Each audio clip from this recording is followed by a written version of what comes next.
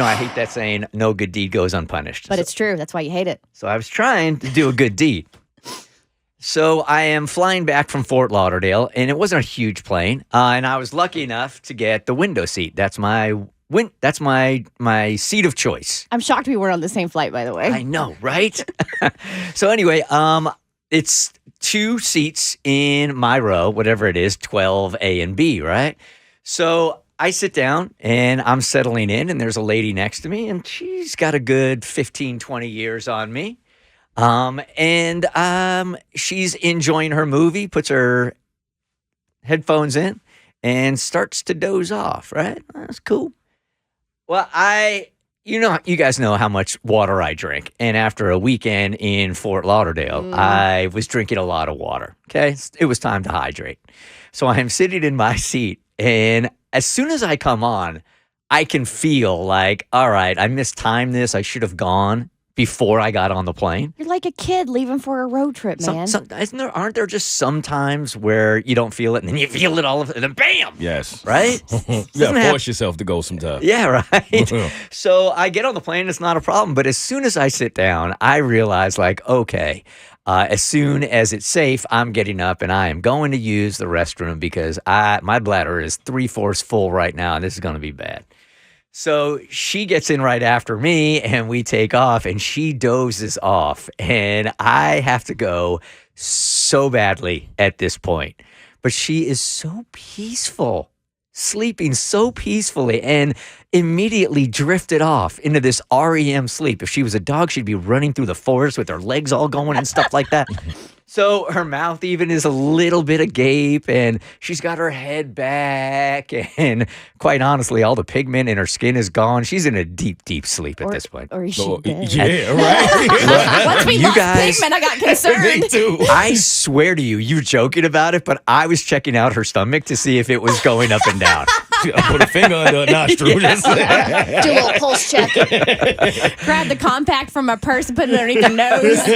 See the fog. Now, this is upon takeoff still, and she's already in this deep sleep. So who knows how 70-year-old was partying in Fort Lauderdale over the weekend. But she starts to doze off, and she's done. She's dozing off. And now the little bing goes, and they come over, and they say, hey, you can walk around the cabin if you want. Everything's looking pretty good. You might want to keep your seatbelt on just in case, but go ahead, And I look at her, and she also has the table down at this point. Right, so you are completely blocked in. I'm completely blocked in at this point, and I am starting to debate with myself: do I wake her up? Do I hold it? Do I wake her up? Do I hold it? Do I wake her up? It's only an hour flight to Atlanta. What do you do? What do you do? I'm going to hold it. You're going to hold it for the hour. It's an hour, and she's a sweet old lady. She is a sweet old lady, man, and she is, she might have been knocking on heaven's door. She was sweet and in a great spot. This is on you because there are bathrooms all around the terminal that you could have pre-planned, done your business, and got on the plane and survived all the way to Atlanta. Not fair. You have not had that experience before where you don't have to go, and then all of a sudden, it's a rush. No.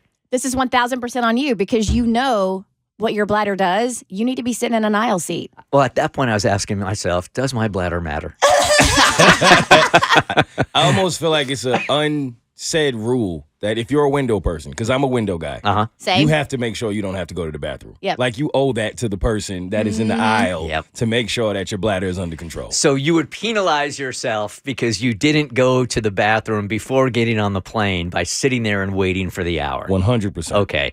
I am sitting there and I am thinking the exact same thing. I think I'm a good person the same way you guys are. But at some point, it hit so hard that I could almost feel the fluid leaving my body. Oh, no. Oh, no. And I am like, I am not as a grown man peeing on this flight, okay?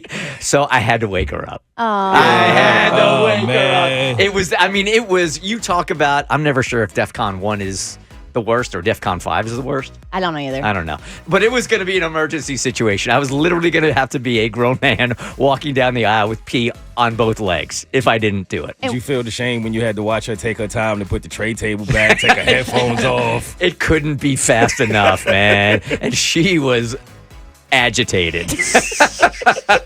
Really agitated. The Bert Show.